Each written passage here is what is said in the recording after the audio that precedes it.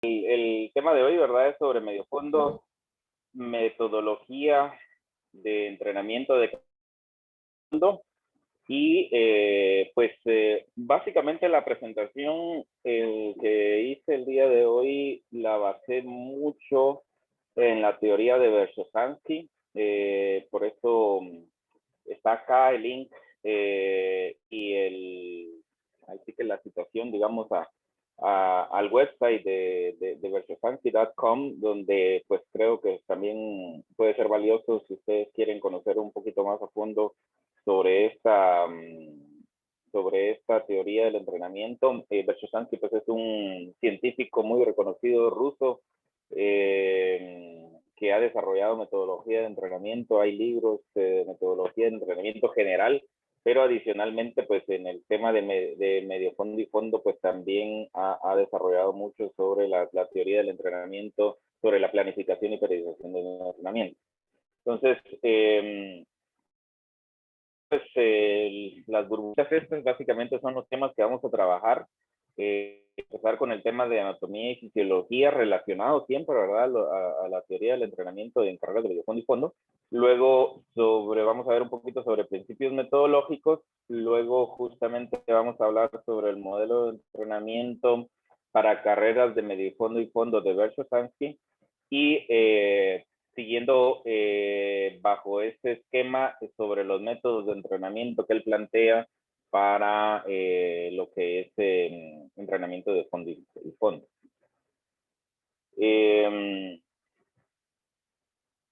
Primeramente, en la parte de los aspectos anatómicos y fisiológicos, pues hay bastante que hablar. De hecho, pues la teoría del entrenamiento y la parte de anatomía y fisiología es una de las partes que más se ha estudiado, que más estudios científicos hay al respecto. Y de hecho, pues es en la que también se ha avanzado bastante, juntamente con el tema de entrenamiento de fuerza. Pero específicamente en el tema de cardiorrespiratorio, el sistema, se incluye el sistema respiratorio y el sistema cardíaco.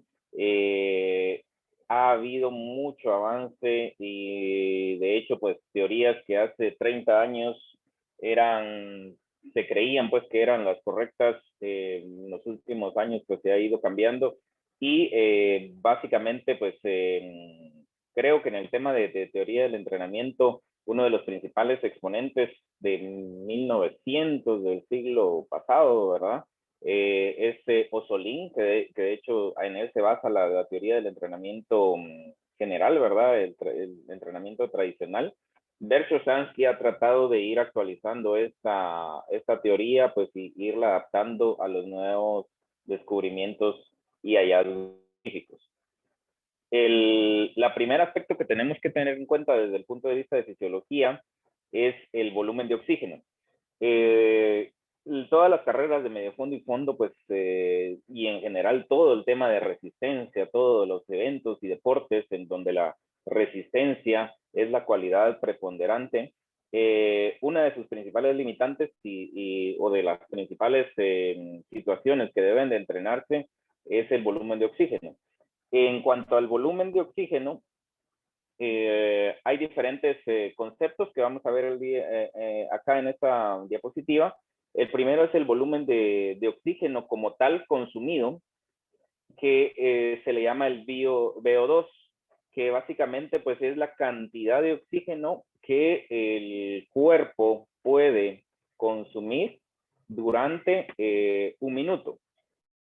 Que básicamente aquí estamos hablando del oxígeno, del volumen de oxígeno que podemos inhalar por nuestro sistema respiratorio. Ahora, en lo que es metodología de entrenamiento de resistencia, dos términos, o un término muy importante o muy conocido es el tema de VO2 max o VO2 max. ¿Qué tienes que estar aquí? No, quiero uno.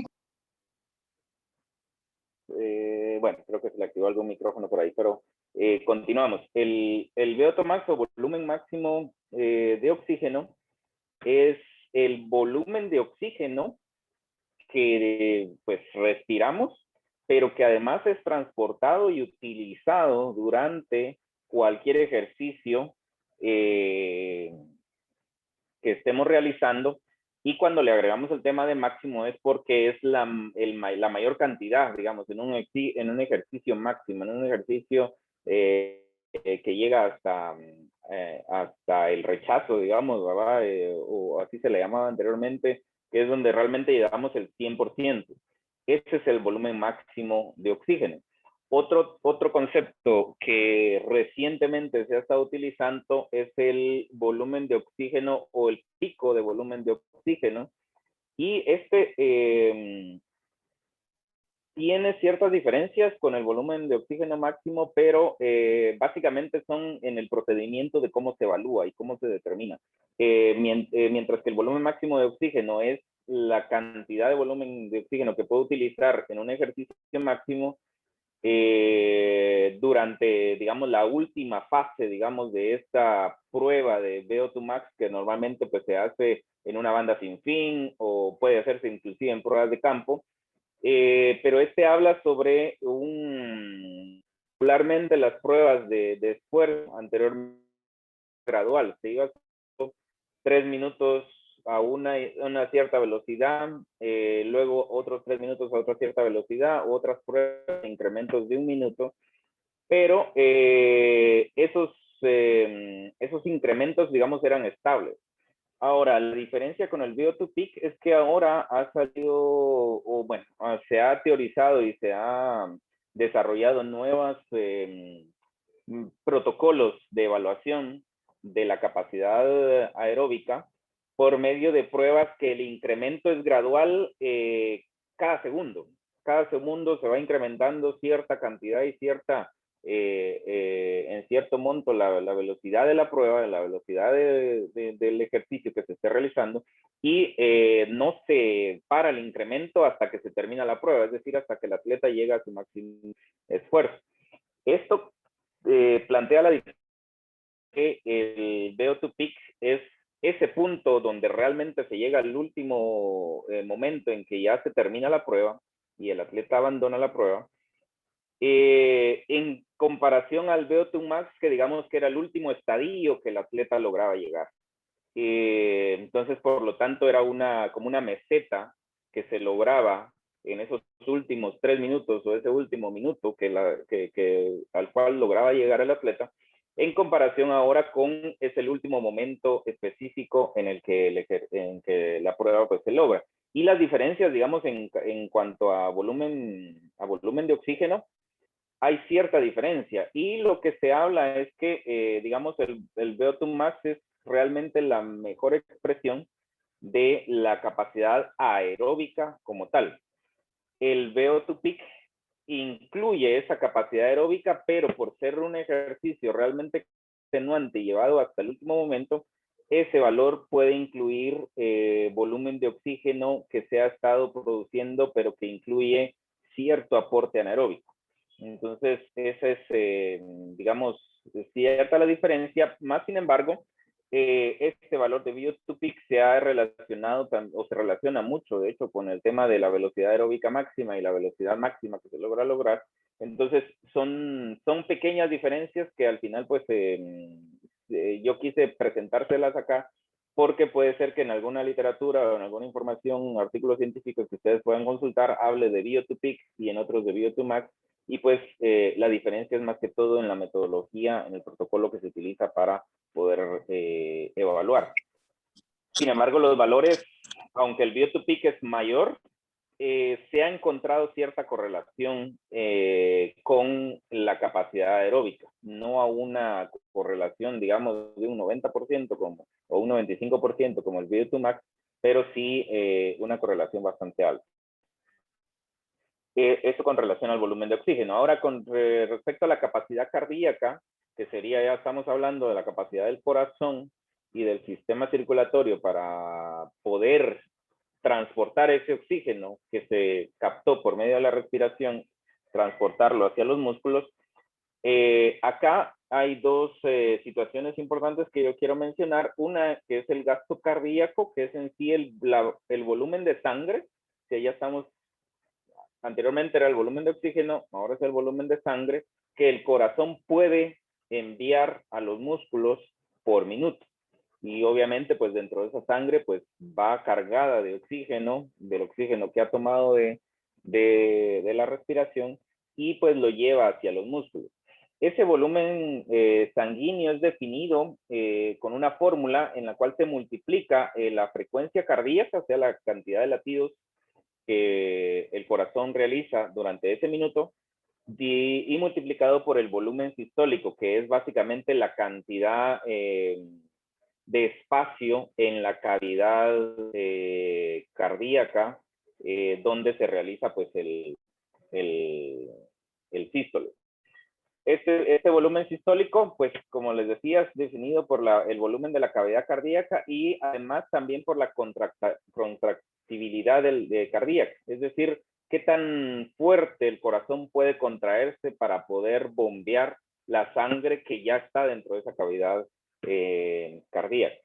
El otro tema importante en el tema del sistema cardiocirculatorio es la irrigación sanguínea. Mientras más capilarización haya en los vasos sanguíneos que llegan hacia los músculos, mayor va a ser la capacidad de resistencia. Y igual, mientras mayor hemoglobina tenga esa sangre que llega a través de esos capilares, pues también mejor transporte de ese oxígeno va a haber hacia los músculos activos. Luego caemos ya al tema muscular, ¿verdad? Ya pasamos desde el tema de la respiración, luego el sistema circulatorio, ahora ya la sangre llegó a los y aquí un tema muy importante que alguien preguntaba en la sesión del día miércoles, es el tema de las fibras musculares.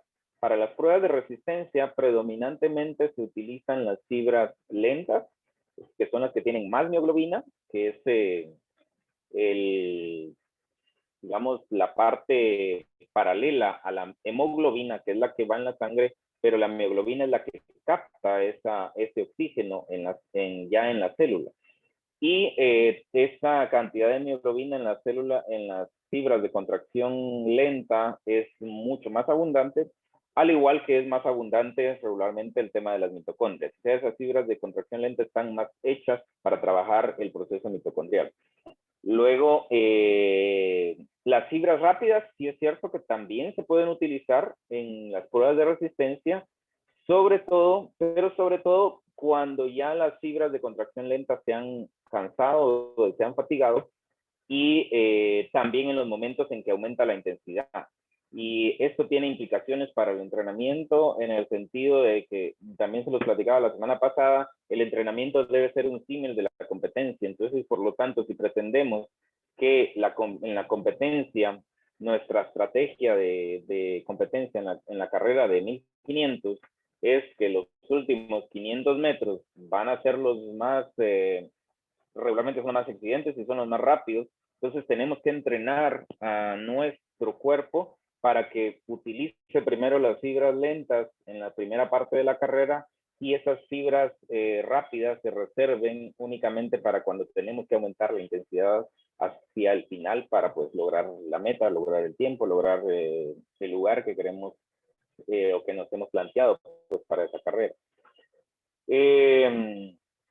Esta activación de estas fibras rápidas básicamente se produce cuando ya pasamos el umbral aeróbico, que es otro tema que vamos a ver más adelante, que es básicamente el umbral anaeróbico, que es básicamente cuando ya el mecanismo de producción de glucosa por medio anaeróbico ya se encuentra con no suficiente oxígeno en la célula y entonces por lo tanto pues empieza a producir cierto material de desecho, que es el ácido láctico, pero estas fibras rápidas básicamente se activan en las carreras de fondo únicamente cuando ya se llegó a ese umbral y es cuando la intensidad de la carrera aumenta. El otro tema importante relacionado al anterior, el tema del lactato, que lo mencionaba, ya cuando se empieza a producir a activar esas fibras rápidas, se produce lactato. Y en el entrenamiento de resistencia, lo que queremos hacer es precisamente reducir esa acumulación de lactato en la sangre. El otro tema que queremos lograr es el aumento de la capacidad oxidativa de las fibras de contracción lenta dentro de esas células para lograr que la capacidad oxidativa sea mayor y no tengamos que recurrir a que la producción de lactato aumente. Y pues con eso lograr un uso más económico del glucógeno y la glucosa, que era lo que hablábamos la semana pasada como fuente de energía preponderante para las carreras de fondo y medio fondo.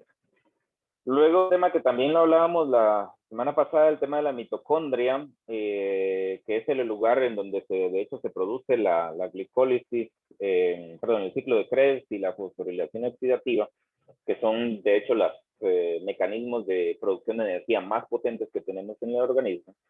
Esta es otra cuestión que limita o contribuye en gran mayor medida, y es una de las que de hecho se ha encontrado que es la que más contribuye al aumento de la resistencia para las carreras.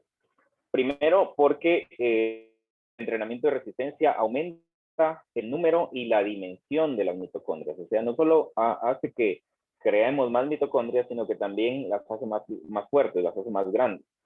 Y por lo tanto, pues si tienen mayor espacio para poder realizar el proceso oxidativo, pues nuestra capacidad de oxigenación y de eliminar ese producto de desecho de lactato va a ser mayor. Lo otro es también aumenta la actividad de las enzimas que trabajan dentro de la mitocondria. Esto dividido por la unidad de masa muscular que tengamos. En relación a la mitocondria y el consumo máximo de oxígeno, hay estudios que han encontrado que aumentar la capacidad aeróbica en un 50%, en cualquier cantidad, en cualquier porcentaje, se debe número y en la capacidad de las mitocondrias que en sí aumento en la capacidad de consumo de oxígeno. Es decir, no limita tanto el consumo de oxígeno ni la cantidad de oxígeno que llega a la célula, sino lo que limita es la capacidad de la célula como tal y de sus mitocondrias para utilizar ese oxígeno en la producción de energía. Entonces, esto porque antes se creía, y de hecho pues en los años 80, 70, 80, 90, digamos, lo principal a lo que se enfocaba es al consumo máximo de oxígeno, a mejorar el consumo máximo de oxígeno. Pero pues los estudios ya ahora con el tema celular en el músculo han demostrado pues que mientras mayor mitocondrias y mientras más eficientes esas sean, nuestra capacidad aeróbica va a ser mejor. Luego el tema de los umbrales, que lo mencionaba anteriormente, de acuerdo a la capacidad de respiración y a cuánto ventilamos para absorber el oxígeno, para entrar oxígeno a nuestro cuerpo, también a la cantidad de lactato que es producido por el ejercicio. Cuando estamos realizando el entrenamiento, la competencia, se han delimitado básicamente dos umbrales. Uno, que es el umbral aeróbico, que es esta línea o esta flecha, la primera flecha aquí, después de la área verde, que es básicamente es el momento en que, bueno, solo para hacer un poquito más referencia, esta gráfica lo que muestra en el eje X es la intensidad del ejercicio. O sea, mientras más aquí es baja intensidad y aquí es alta intensidad. Y en el eje Y, cantidad de lactato en la sangre. O sea, que tanto lactato nuestra sangre está recibiendo producto del ejercicio que estamos haciendo a la intensidad que lo estamos haciendo. Entonces, y esta línea azul precisamente es la convergencia entre el lactato, la cantidad de lactato y la intensidad que estemos realizando. Entonces, si la intensidad va aumentando, el lactato va aumentando. Y mientras se llega a una intensidad muy alta, pues el lactato va a aumentar más rápidamente. En esta parte de arriba, lo que se muestra es que el límite de esta línea sombreada, de esta línea verde, perdón, o de este bloque verde, es el 50% del consumo máximo de oxígeno, y hacia el otro lado está el 100%. Es decir, en este rango de 50 consumo máximo de oxígeno, este autor delimita las tres intensidades principales del ejercicio. Siendo en la zona 1 la intensidad de baja exigencia o baja intensidad como tal. Luego, el área amarilla es la intensidad moderada y la zona 3 es alta intensidad. Ahora, estas zonas están delimitadas justamente por los umbrales de intensidad, que están definidos por el lactato que se tiene, o el lactate threshold, como se es definido, el umbral del lactato, y el umbral de ventilación.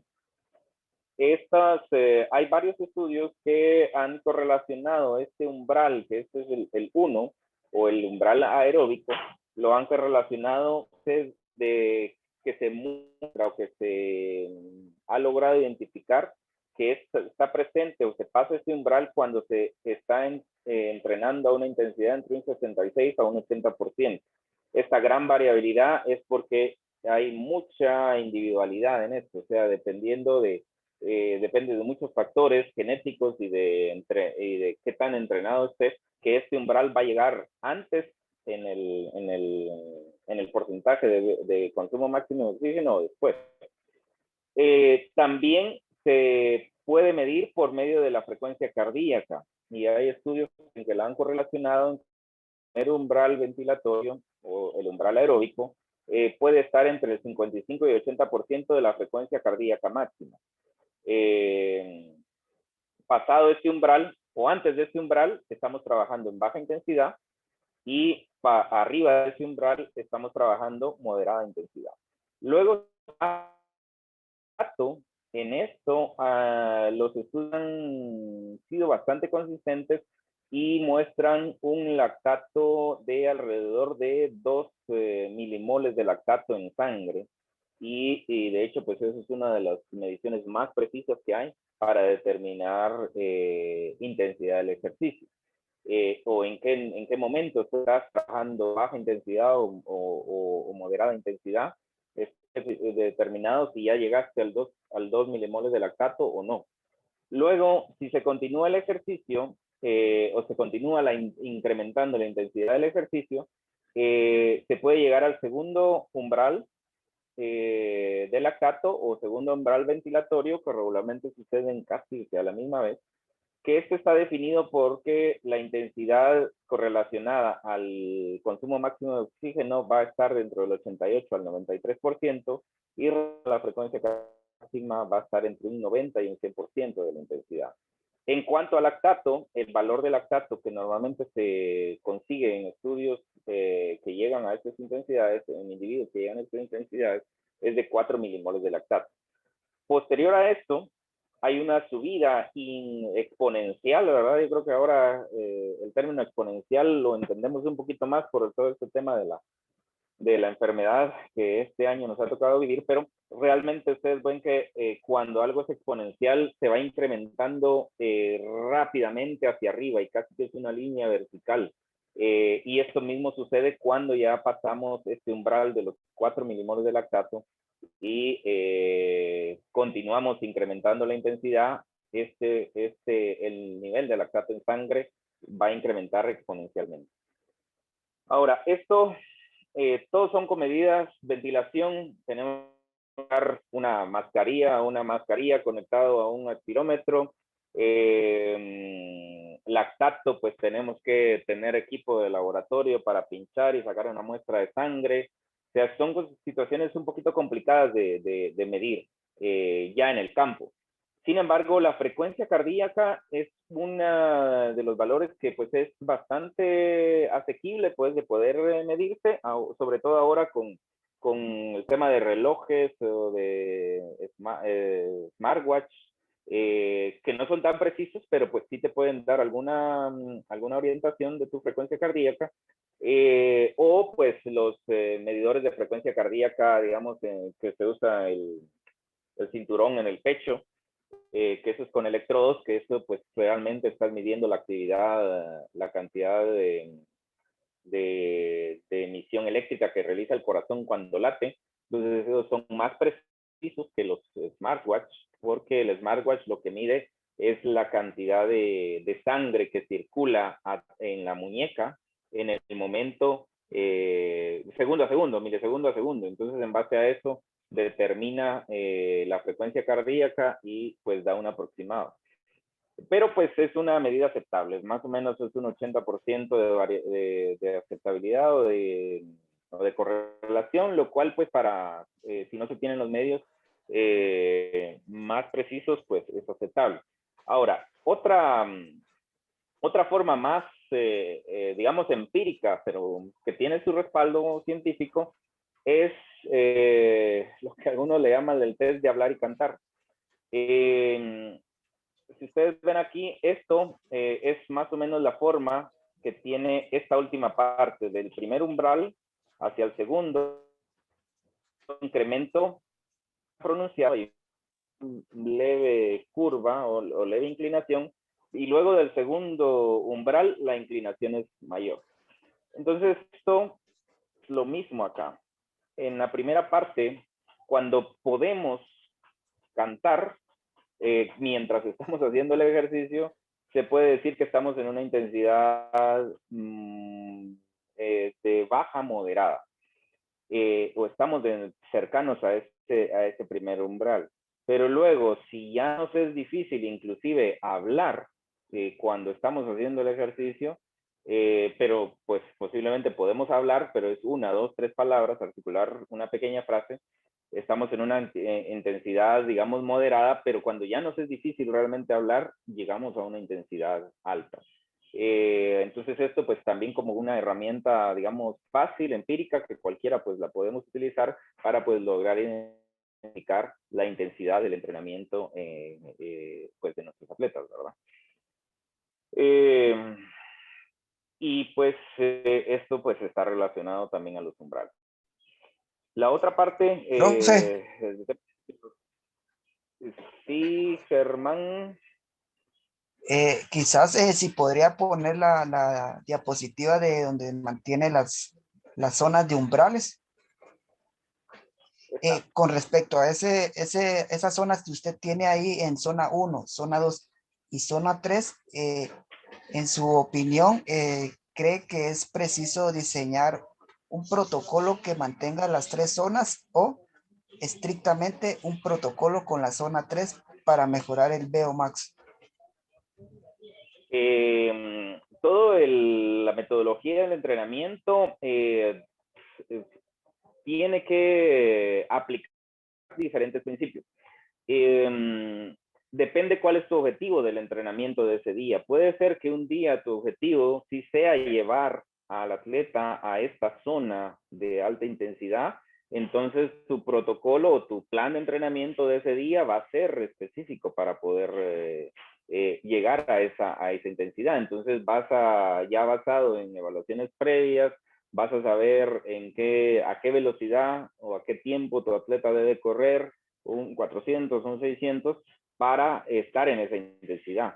O el objetivo no es ese, sino que es una intensidad moderada para lograr otros cambios no tan profundos, o de repente no estamos todavía en la etapa competitiva, entonces solo queremos llegar a intensidad moderada. Entonces, la intensidad de ese día se va a adaptar hacia ese objetivo.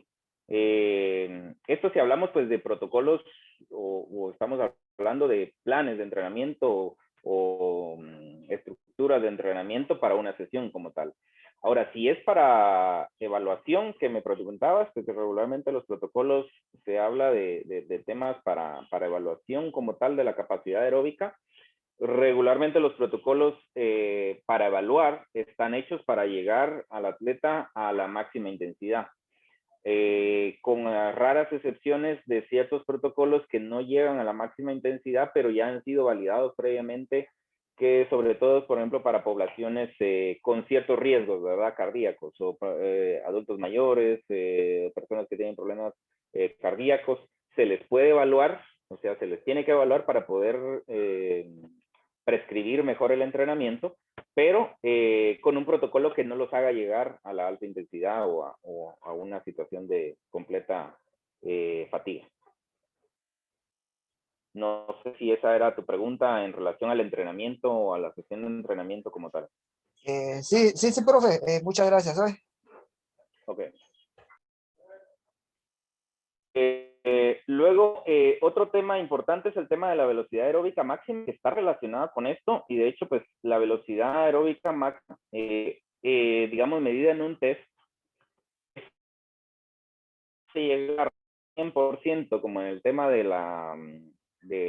los test de incremento constante, o test de rampa que se le llaman.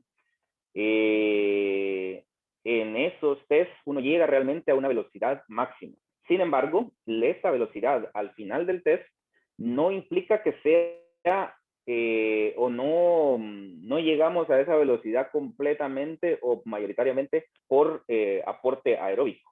Esa última velocidad ya tiene un pequeño componente anaeróbico porque tratamos mejor, ¿verdad? Y tratamos de llevar al máximo, pero irregularmente ya el último minuto donde ya pasamos este umbral y el tecato se empieza a encargar, el tema anaeróbico tiene su contribución hacia el valor que logremos alcanzar en ese test. Entonces, a muchos autores, o bueno, muchos teóricos han teorizado en eso y entonces empezaron a hablar de que existía esa velocidad máxima, pero también la velocidad aeróbica máxima. La velocidad máxima es la máxima velocidad alcanzada en el test o en la prueba. Pero la velocidad aeróbica máxima es la velocidad más baja a la que se alcanzó el consumo máximo de oxígeno por primera vez dentro de la prueba. Y eso hace referencia hacia más o menos el umbral ventilatorio, o sea, cuál fue la velocidad que el atleta tenía cuando llegó al segundo umbral o el umbral anaeróbico, donde todavía la mayor contribución era aeróbica. Entonces, esa velocidad es la velocidad máxima aeróbica y tiene mucha importancia porque cuando uno quiere mejorar el rendimiento en una prueba de medio fondo y fondo, lo que uno está buscando pues es mejorar un tiempo y ese tiempo implica que debes de correr a cierta velocidad. Y si tu velocidad para lograr mejorar el tiempo, tienes que mejorar la velocidad aeróbica máxima a la que puedes correr, porque eso sumado en el tiempo y con la distancia va a hacer que mejores el tiempo al final. Entonces, por eso ahora se está utilizando mucho, no tanto el consumo máximo de oxígeno para marcar la velocidad del entrenamiento y las intensidades del entrenamiento, y tampoco tanto la frecuencia cardíaca, aunque sí se utiliza como una medida de respaldo, pero lo que se utiliza más es la velocidad. Pero la velocidad aeróbica máxima. Porque es lo que se quiere lograr mejorar al final, que el atleta corra a mayor velocidad, pero que la mayor parte de esa carrera o de esa fuente de energía que él utilizó para esa carrera sea por medio aeróbico. Entonces, esta pues es una diferenciación bien importante que luego cuando se está prescribiendo el entrenamiento regularmente, puedes prescribir en base a frecuencia cardíaca, pero también puedes prescribir en base al tiempo o a la velocidad que querés que el atleta esté desarrollando esa repetición. Y eso pues es un elemento mucho más tangible, de hecho se mide de mejor forma en el entrenamiento diario, aunque evaluar y determinar esa velocidad máxima en este punto es un poquito más difícil hacerla en campo. Aunque existen ciertos test de campo como el test de Conconi, ahora también está el test del Kursnavet y el 30-15, que pues sí te dan un valor aproximado. para poder medir la velocidad aeróbica máxima y luego en base a esa planificar las intensidades de entrenamiento dentro de todo el macrociclo. Luego, como aspectos generales, siempre con el tema de fisiología, la parte de la mitocondria, del funcionamiento de la mitocondria, el cómo la mioglobina en el músculo ayuda al proceso oxidativo y la irrigación sanguínea, todas esas mejoras que el entrenamiento hace son locales. Es decir, que si yo, bueno, no sé, a mí me pasa, por ejemplo, yo no soy un buen nadador. De hecho, atravesarme una piscina de 50 metros me cuesta trabajo. Tengo que parar por lo menos una vez. Pero en carreras, que fue mi especialidad de medio fondo y fondo, yo puedo llegar a correr 10, 15, 20 kilómetros sin ningún problema, sin parar. Y esto es dado porque las mejoras en cuanto al funcionamiento bioquímico en el músculo son específicas y son locales. O sea, es decir, si yo entreno o si quiero mejorar carreras en la carrera, esas mejoras funcionales van a servirme y van a mejorar mi resistencia y mis tiempos únicamente en carreras. Si es en bicicleta o si es en natación, es completamente diferente.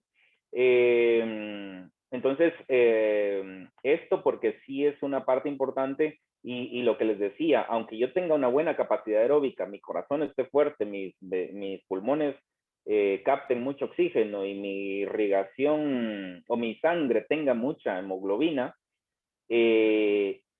esa gran capacidad yo no la puedo trasladar hacia otro deporte o hacia otra actividad en la que yo no haya entrenado. Entonces, porque los grupos musculares son los que se han beneficiado mayor en el tema de las mejoras de mitocondria.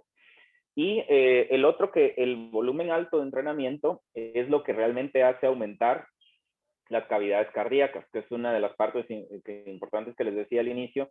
Se tiene que tener un corazón grande para, pues, una cavidad grande para que el volumen de sangre que se manda en cada latido pues sea mayor. Y eso pues se logra con un volumen alto de entrenamiento, o sea, con distancias largas. Realmente por eso es que los corredores ¿cómo se llama? De fondo y fondo, pues corren grandes distancias porque eso es lo que les da la base para poder ensanchar el corazón, ampliar sus cavidades torácicas y pues tener también una mejor irrigación sanguínea. Y esas dos partes de los componentes que vimos de fisiológico lo da el volumen de entrenamiento. Muy bien, ahora en cuanto a metodología. Vamos a ver un par de principios generales, no son todos, pero creo que son los más importantes y que podemos entender mejor el tema del entrenamiento de fondo y medio fondo. Primero está el principio de la finalidad antiglucolítica. Esto lo que quiere decir es que para entrenar carreras de medio fondo y fondo debemos de seleccionar y organizar las cargas en la semana o los entrenamientos en el sentido de que tenemos que minimizar la participación de mecanismos glucolíticos, sobre todo anaeróbicos. Es decir, de hecho, pues para entrenar medio fondo y fondo, la cantidad de entrenamientos que incidan en potencia anaeróbica, en lograr mayor glucólisis anaeróbica, son mínimos y regularmente son hasta casi cerca del final de la temporada, donde ya casi estamos en la competencia fundamental. Porque el principio es que tenemos que tratar de reducir la contribución de esos mecanismos al entrenamiento que nosotros estamos planificando. Entonces las cargas, el ejercicio que le voy a poner, las actividades que le voy a poner, deben estar orientadas a minimizar esa parte. Entonces, de eso, primero, debo de mejorar el volumen de la capacidad de la cavidad cardíaca, y luego mejorar las reacciones periféricas musculares, es decir, que más irrigación, más vasos sanguíneos se vayan creando y vayan permeando el músculo. También mejorar las propiedades de la contracción muscular y las capacidades oxidativas de las fibras. Esto debe ser lo primordial y lo que primero debe hacerse, digamos, en un macrociclo. Y inclusive en la vida del deportista. Los primeros años deben de enfocarse mucho en esta parte. Luego de eso ya podemos aumentar la potencia del corazón como tal de bombear, mejorar los sistemas de remoción de lactato, que esto ya es también en la parte de la mitocondria, y mejorar la capacidad oxidativa de esas fibras de contracción rápida. Pero eso ya se hace después o posteriormente dentro del macrociclo. El otro principio es el de concentración de las cargas, que de hecho este es uno de los principios bases de Verkhoshansky, y de hecho, no sé si ustedes han oído hablar, el sistema de periodización de las cargas en base a bloques, está basado precisamente y es creado por Verkhoshansky, y en el caso del entrenamiento de fondo y medio fondo, bueno, en general lo que habla este principio es que las cargas deben de ser sobreponerse y ser consecutivas una a la otra. Es decir, yo empiezo con cargas de tipo general, más generales, y luego sobrepongo cargas más específicas y sin dejar las cargas generales conforme el tiempo va pasando, pues sí ya las voy dejando y ya me ocupo ya solamente de cargas mucho más específicas. Entonces, este es ese principio, porque lo que busca es que primero desarrollemos en un bloque o en un periodo de tiempo la primera parte, ¿verdad? De las transformaciones morfológicas más importantes y más generales, más aeróbicas, y posteriormente las más específicas o más anaeróbicas.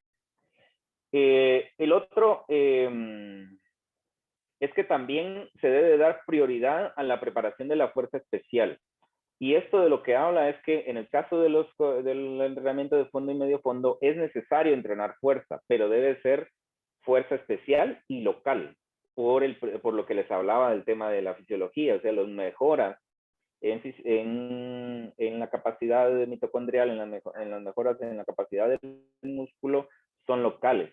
Entonces debemos enfocarnos en mejorar la fuerza muscular local o la resistencia muscular local antes de que entremos a mejorar la velocidad de la carrera en la prueba específica para la que estemos entrando. Entonces, por eso habla de priorizar antes la preparación de fuerza especial antes que la velocidad de la carrera como tal. Luego, ya entrando, digamos, en el modelo de entrenamiento de Verkhoshansky, él plantea que el entrenamiento para carreras de fondo y medio fondo debe realizarse en estas 3 etapas. Una etapa básica,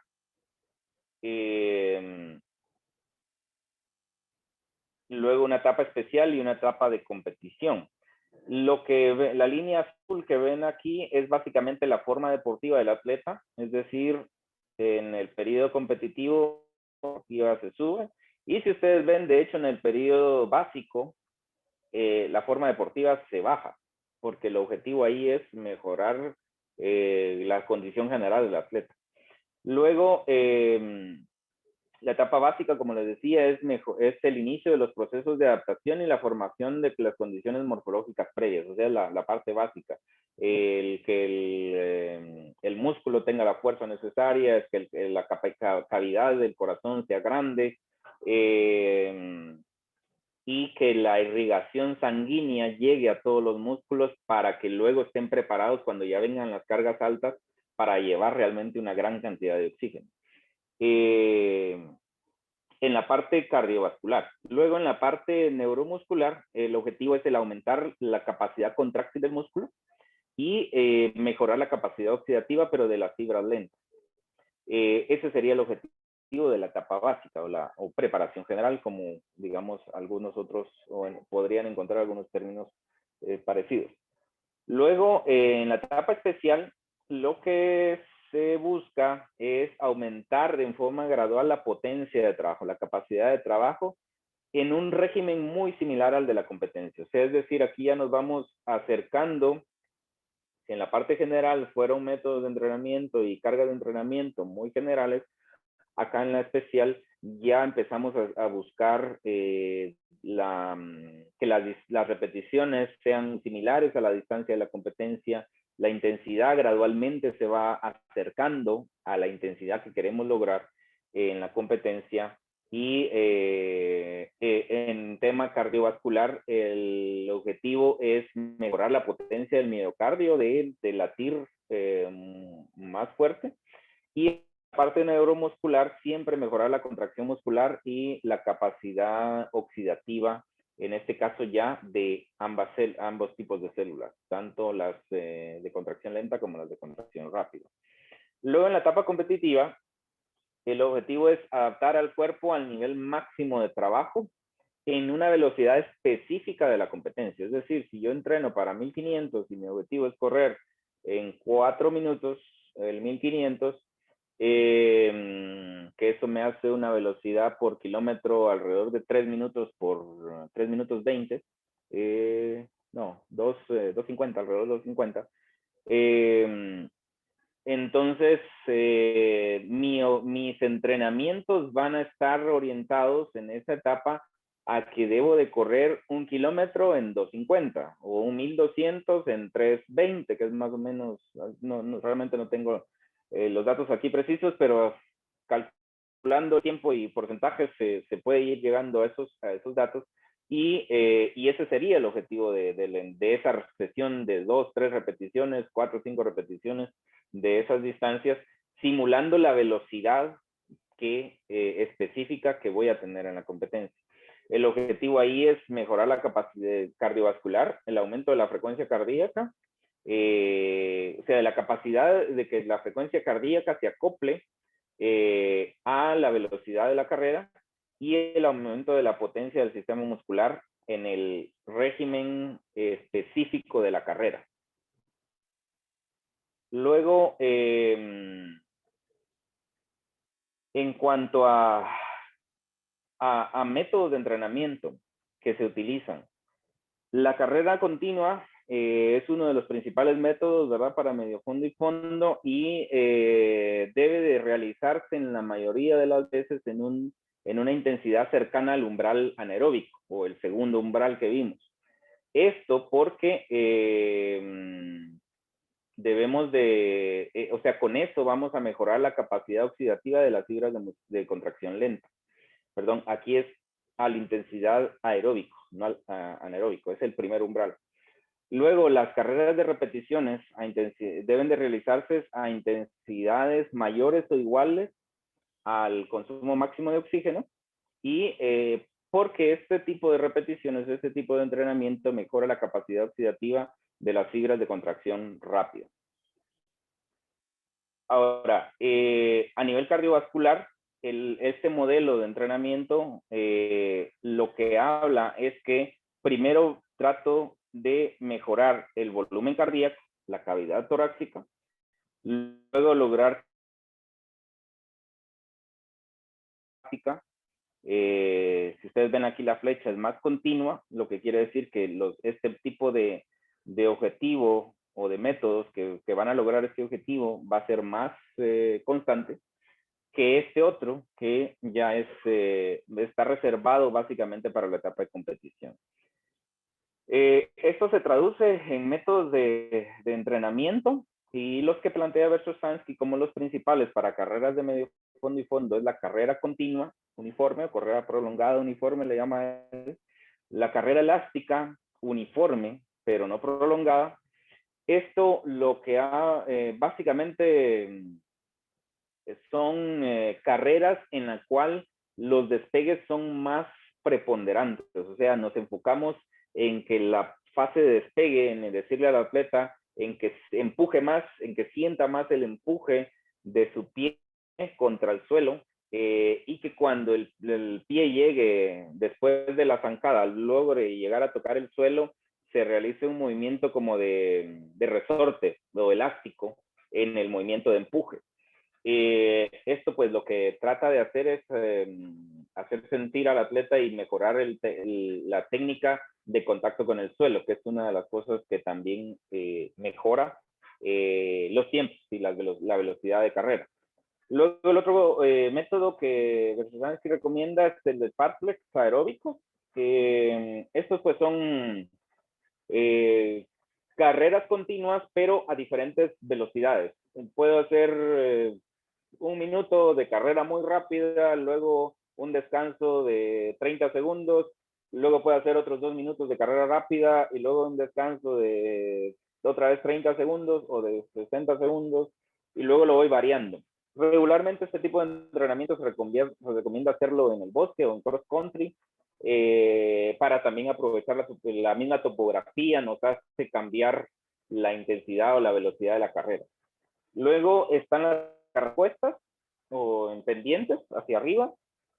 En este tipo de carreras tienen la ventaja de que el tema del despegue se acentúa más por la inclinación que tenemos, el ángulo en que el pie contacta con el suelo es más propicio y también generan un mejor balanceo activo de la pierna o de la rodilla hacia el frente, cuando va al frente. O sea, nos hace, por lo mismo que están en pendientes, nos hace subir más la rodilla en cada zancada y eso pues nos ayuda a entrenar mecánica de carrera o biomecánica de carrera para lograr una mejor economía en la misma. Luego tenemos las aceleraciones largas, que es básicamente hacer una aceleración de cierta distancia, regularmente 100, 200 metros, en una carrera, digamos, progresiva. También tratando de acentuar el balance activo de la pierna hacia adelante, o sea, de la rodilla que suba hacia adelante. Luego las carreras de intervalos, que básicamente ya se pueden desarrollar tanto en cross country como en la pista. Carreras de intervalos cortos, carreras de intervalos largos, que eso está dado por la distancia, con un periodo de recuperación corta, pero es una intensidad no tan elevada. Luego las carreras de repeticiones con distancias cercanas a la oficial, a una velocidad submáxima, que eso es, obviamente pues ya son situaciones cercanas a la competencia, y la carrera de competencia como tal. La misma competencia, preparatorias pueden servir de entrenamiento o como un método de entrenamiento. Este orden versus ANSI lo recomienda en que las primeras etapas, la primera etapa va a más de estos 5 métodos de entrenamiento, y conforme voy avanzando a la etapa especial, pues ya voy utilizando carreras de intervalos, carreras de repeticiones a distancias submáximas, y ya en la etapa de competencia, pues básicamente solo estoy con carreras de repetición a distancias cercanas al oficial o carrera o la misma competencia, ¿verdad? Entonces es como una sucesión gradual o una cronología de cómo podemos ir incorporando los métodos de entrenamiento, y precisamente esto es lo que se presenta aquí relacionado al modelo de entrenamiento y cómo voy incorporando los diferentes métodos de carrera, carreras continuas, carreras elásticas, patrón aeróbico. Ustedes ven al inicio pues es más carreras elásticas y continuas, y luego pues voy introduciendo los otros tipos de entrenamiento, métodos de entrenamiento, los primeros, conforme voy avanzando en el macrociclo de entrenamiento. Luego, con el tema de fuerza muscular, también es una parte importante, y estos son 4 ejercicios que hay estudios que han demostrado que para carreras de medio fondo y fondo son los que mejor se adaptan y tienen mejor asimilación, digamos, y se traducen en mejor rendimiento. Esta es una sentadilla normal, ¿verdad? Con pesas acá, sentadilla arriba y abajo. Sí tenemos que tener cuidado con el tema de la mecánica de la sentadilla. Luego estos son squats, saltando, obviamente el peso aquí no será el mismo que en una sentadilla, con un peso menor, saltar y cambiar de pierna en el aire y caer. Por eso esto es lo que indica aquí estas flechas y el cambio de pierna entre cada. Perdón.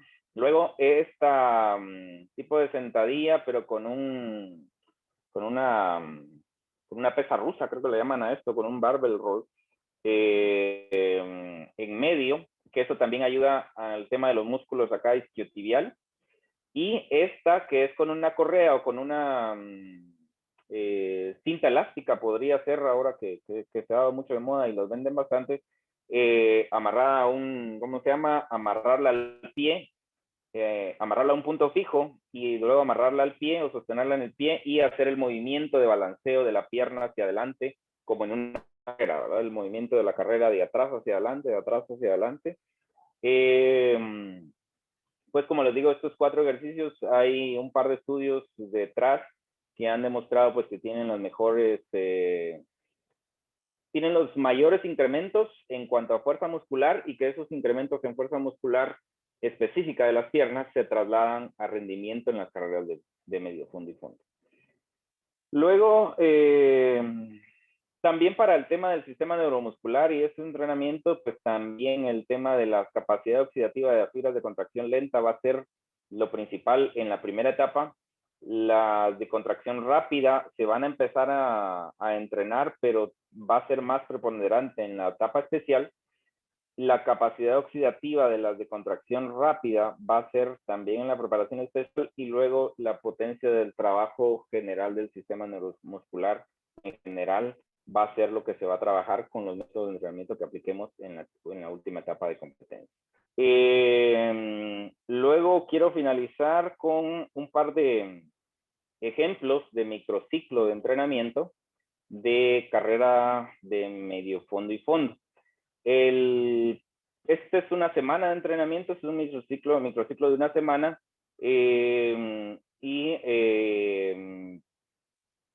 está más o menos estructurado para el primero, para un corredor de 3,000, 5,000 metros en una etapa muy, muy inicial en la preparación general o en la preparación, en la etapa básica, que la llaman Versusanz.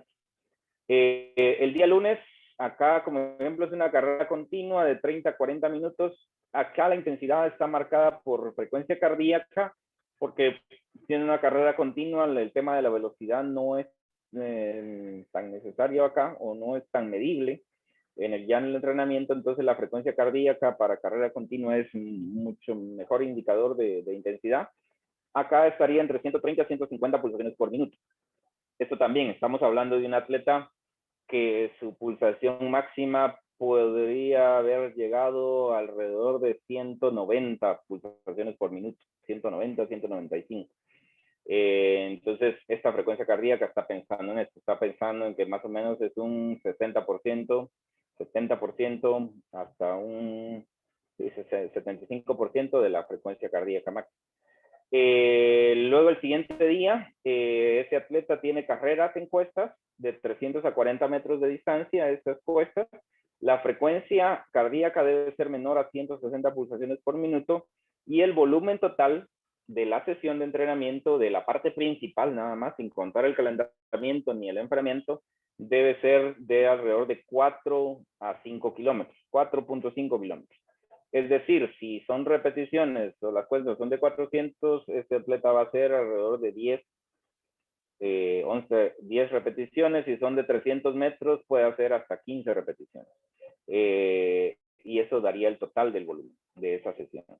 Luego el día miércoles tiene un fast leg aeróbico. En este caso de 3 minutos, 5 minutos, 3 minutos, 2 minutos, 1 minuto, por 1 minuto de reposo. Acá el volumen total no está marcado, pero igual debería ser alrededor de 40 a 50 minutos de fast leg aeróbico y lo que dé dentro de ese tiempo.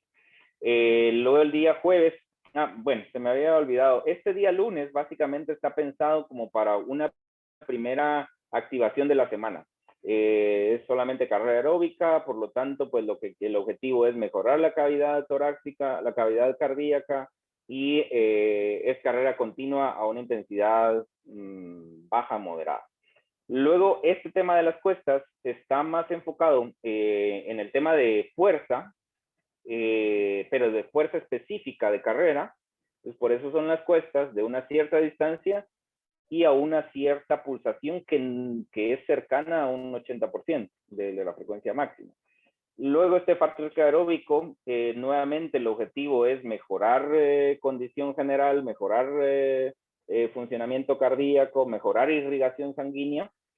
Y luego este día básicamente está catalogado como un día de reposo o de reposo activo, más o menos activo.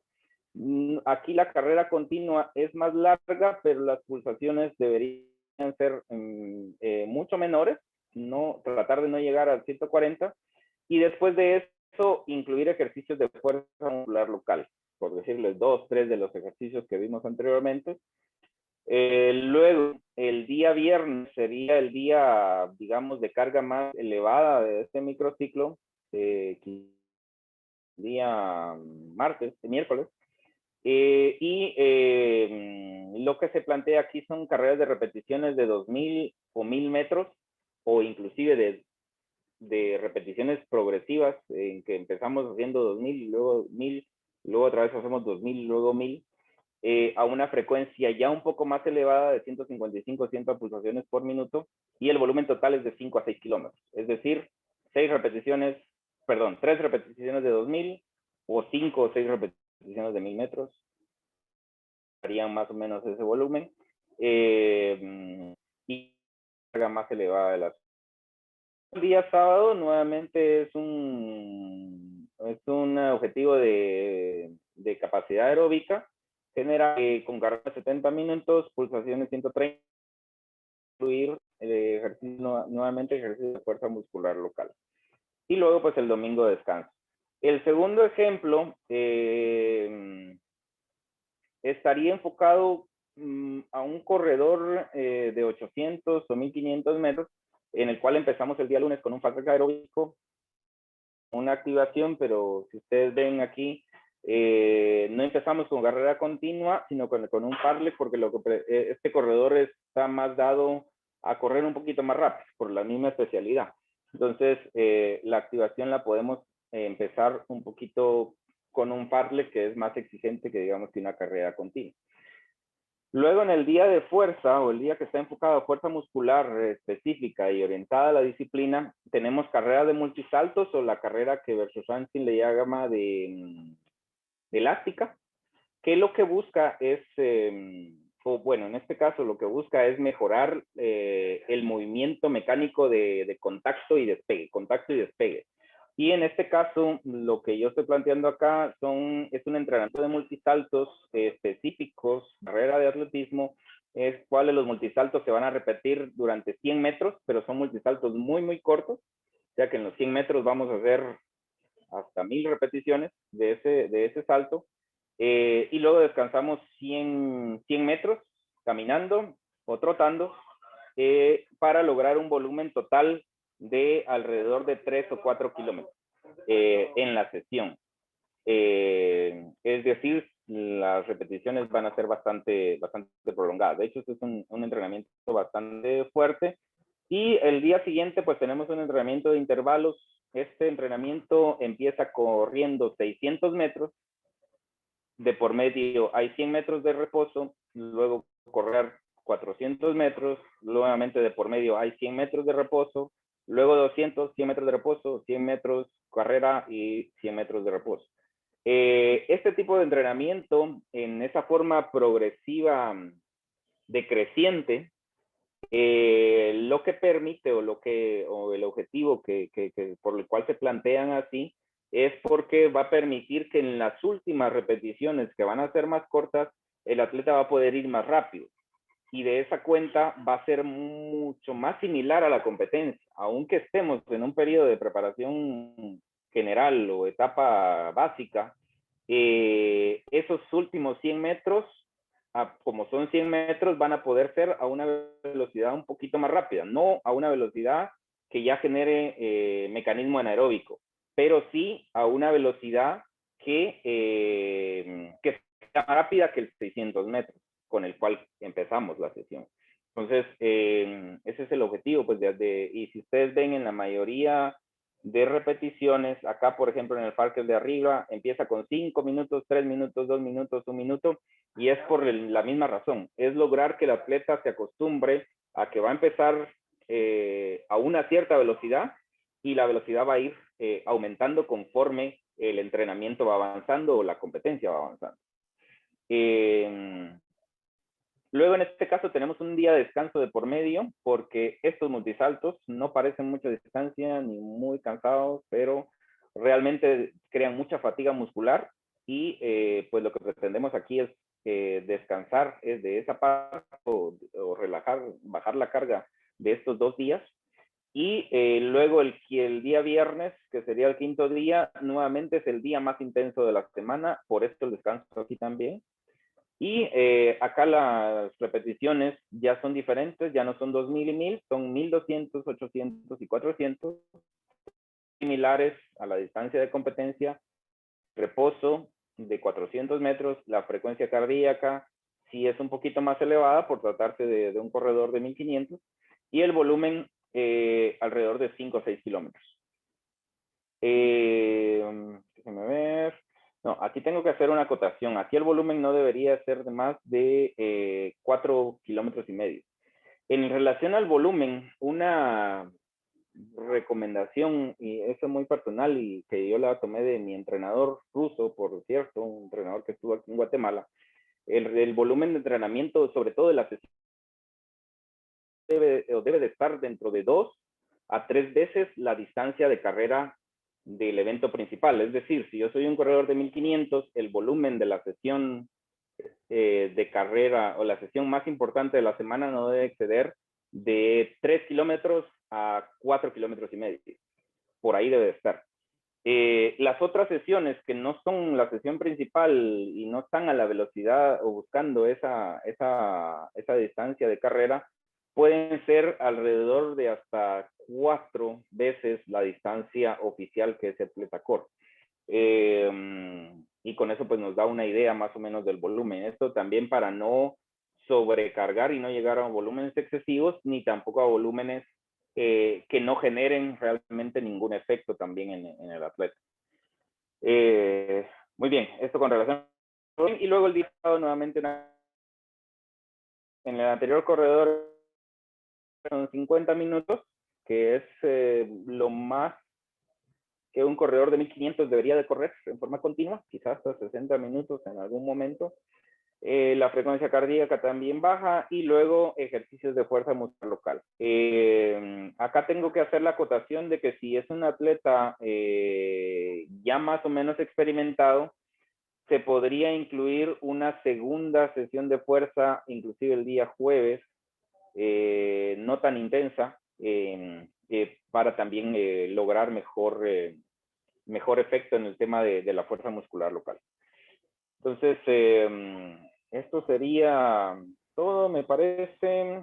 Licenciado, el profesor Nelson Correcto. levantó la mano. Perfecto. Adelante, Nelson. Buenas tardes. Solo con una pregunta. ¿Y si paso mi entrenamiento del día sábado a día domingo, no afecta en nada? ¿O tiene que ser también continuo de lunes a sábado? Yo te diría ahí que lo mejor es correr la semana, o sea, empezar la semana en domingo. Este ejemplo, digamos, básicamente está también tratando de lograr el efecto de la adaptación, digamos, que logramos del día martes de hacer estas cuestas y el día miércoles de hacer este fartlek o de estos intervalos, logramos un efecto de cansancio tanto muscular, pero también cardiorrespiratorio. Y luego por eso el día jueves es carrera continua, que básicamente es para descansar un poco a la carga anterior, sin dejar de contribuir a la capacidad aeróbica o el descanso, para luego lograr un cierto efecto de supercompensación, porque aquí viniendo con una capacidad de trabajo disminuida por estos 2 días, luego aquí con el descanso, esa capacidad va a recuperar y entonces, por lo tanto, se produce ese efecto de supercompensación para lograr llegar al día viernes, que es el día estelar, digámoslo así, como entrenadores, para los atletas no tanto, lograr llegar en las mejores condiciones y que pues lograr cumplir el objetivo de correr al tiempo y las distancias que se han planificado acá. Este día sábado, igual lo que pretende, al igual que el día jueves, es descansar del día anterior, lograr regenerar, digamos, lo que sea el cansancio, ya sea muscular o aquí sería, ahí sí que completo del organismo, porque es muy específico de la carrera. Y el día domingo, pues terminar de recuperar de toda la semana. Si no se puede hacer así, puedes mover esto para el domingo, no habría mayor... Bueno, yo recomendaría que no, pero sí, porque lo que pasa con esto es que ayuda a recuperar del entrenamiento del día. Aquí te vas a recuperar, pero no en la misma velocidad, digamos, y el día domingo ya vas a estar casi recuperado o hasta cierto punto recuperado y luego va a ser esto otra carga. Y si lo ves en relación al domingo, aquí después viene otra vez el día lunes. Entonces ya se juntan dos cargas de entrenamiento que se van a ir acumulando en la siguiente semana y por lo tanto el efecto va a ser diferente. Entonces, yo por eso lo recomendaría, sí, ahí es que en vez de la semana en lunes, la empeces en domingo y que el día de descanso aquí el último día sea sábado. Si es por cuestiones laborales o situaciones, ¿verdad? Que no se pueda entrenar en día sábado. ¿Alguna otra consulta?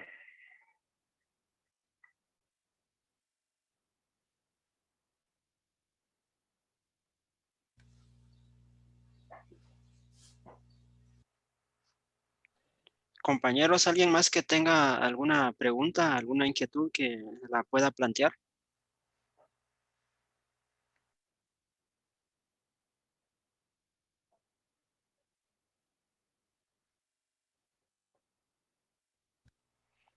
Bien, Ok, yo creo que no hay más inquietudes. sí. O, Yo solo quisiera finalizar pues recomendándoles nuevamente esta página de Bershosansky.